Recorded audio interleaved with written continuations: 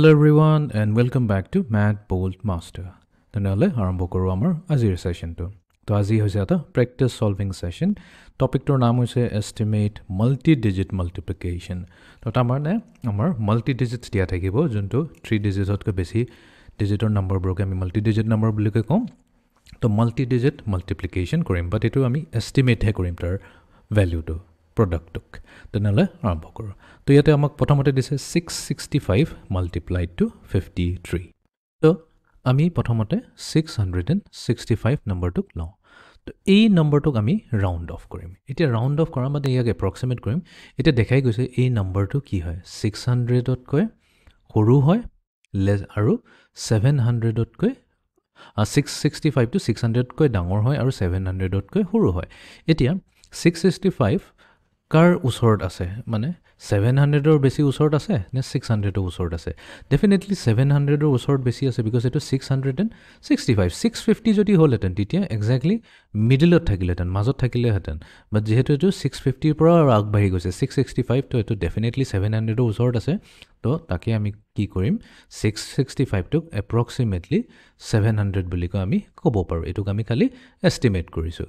next আছে আমাৰ 53 right etia 53 to jodi saw etia 53 50 aru 60 jodi law thik ase to kuntur basic close hobo obviously 50 close hobo to ami ki koim 53 hoise approximately 50 etia multiply koribo lage to 700 into 50 multiplication to ekebare easy hoy because yate ami ki korim khali 7 aru 5 ok multiply korile hogol 35 hogol baki 0 khini logai dile hogol to tar mane ki hogol amar jonto estimated value aise to 35000 aise aru yate option eto ase option b to ami option b select korilam to eto he jabo amar correct answer eti ami jao next question to loy to ebar this is 64 multiplied to 873 তো আমাৰ তাত আছে 64 এতিয়া আমি কি কৰিম 60 লম আৰু 70 লম তো আমি সাম 64 to কাৰ বেছি ক্লোজ হয় 60 ৰ ক্লোজ হয় নে 70 ৰ ক্লোজ হয় ডেফিনেটলি 60 ৰ ক্লোজ হয় তো তাৰ মানে আমি 64 ক এপ্ৰক্সিমেটলি 60 বুলি ক'ব পাৰো নেক্সট আছে আমাৰ 873 এতিয়া 873 আমি ক'ব পাৰো যে এটো obviously 800 আৰু 900 ৰ মাজত আছে তো এতিয়া 873 কাৰ বেছি ক্লোজ হ'ব 800 ৰ ক্লোজ হ'ব নে 900 ৰ ক্লোজ হ'ব 900 ৰ ক্লোজ হ'ব বিকজ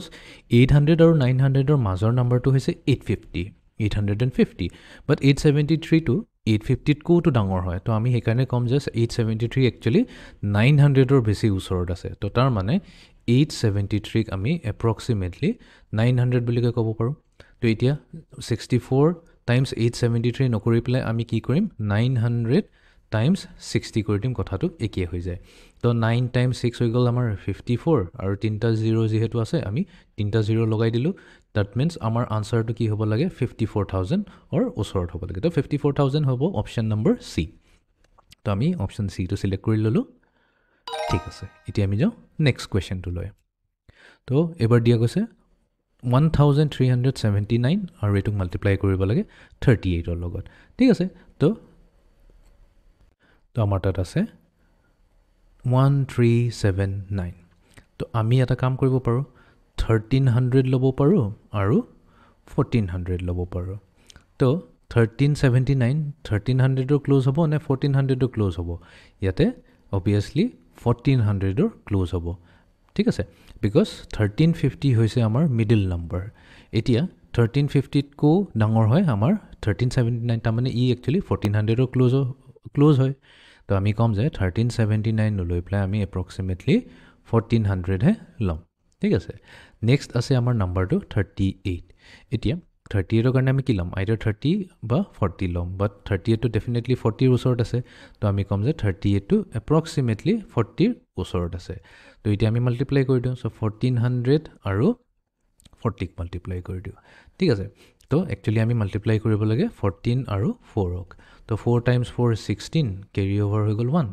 4 times 1 হৈ গল 4 4 plus 1 হৈ গল 5 তাৰ মানে 56 আহিলে সো 14 আৰু 4 মাল্টিপ্লাই কৰিলে 56 পাম আৰু ইয়াতে আছে আমাৰ 3টা 0 তো 3টা 0 আমি লগাই দিলো তো তাৰ মানে আমাৰ আহিছে 56000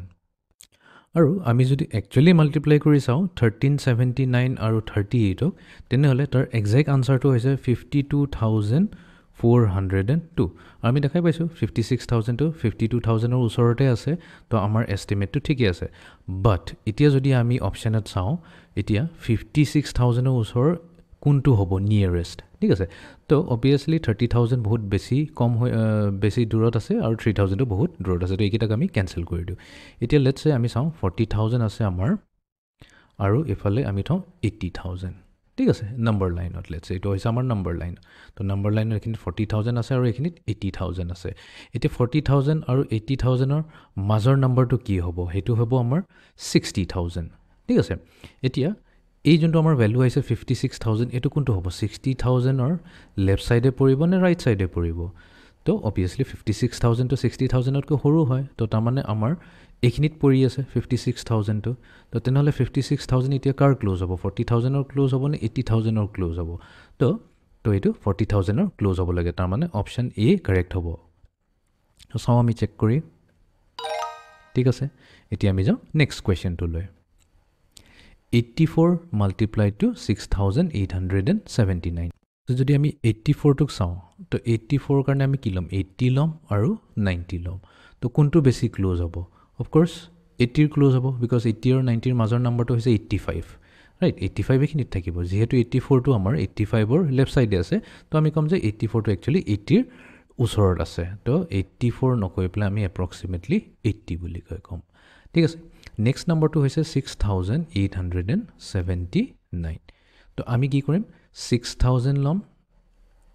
আৰু এফালে 7,000 ল'ম